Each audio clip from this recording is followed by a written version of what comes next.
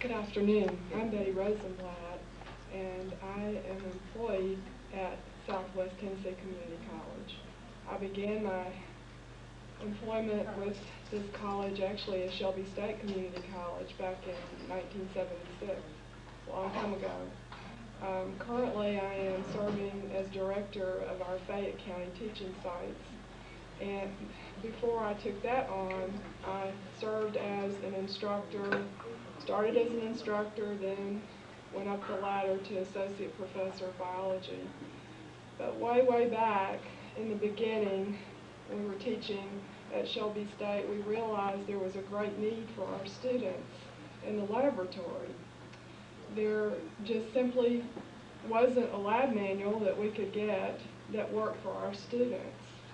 So it was in the late 70s and early 80s that the department chair and I sat down and just began writing, because we had been teaching the labs for some time. We'd been handing out this and that to try to supplement the published lab manuals that we were using.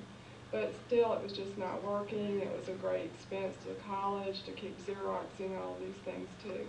So we just sat down and started writing, and we did this on our spare time after classes, and put a lot of hours into it. And the first manual came out, and it was a tremendous success for our students. Then, as the years passed, you have to revise your manuals. So after, I guess it was 1994, I did a second manual that was for Biology 2 as well.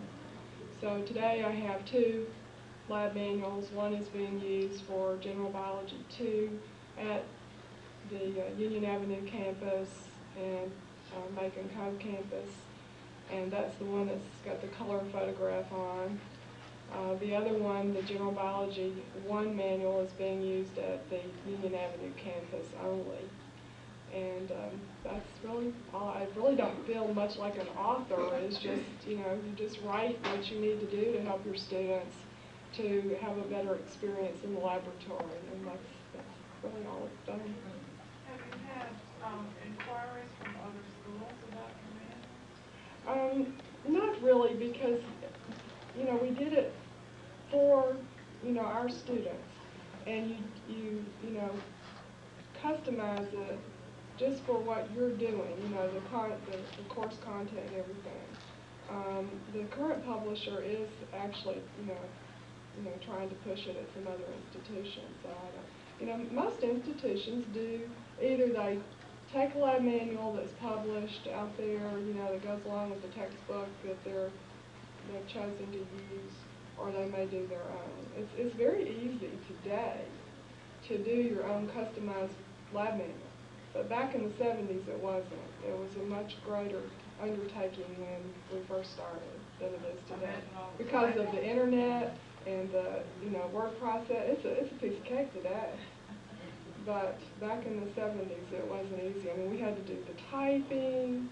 Everything had to be done, manually. So, but I'm very pleased that we've helped the students through the years. There's been a lot of students that have used those lab manuals. You don't make any money out of this? Very little. Very little. And most of what little I get, most of the time I use it to, do something for students. It's just a token. And when we first did it, the price of the lab manual was like $13. That's what the book. And the bookstore sets the prices, initially, and that was just the cost.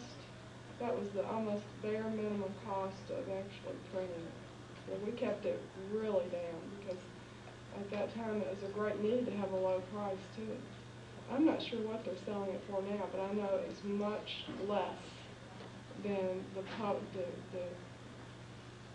what I call the big thick ones, the ones that just have everything in them. So that's what we did. We put just what we need in there.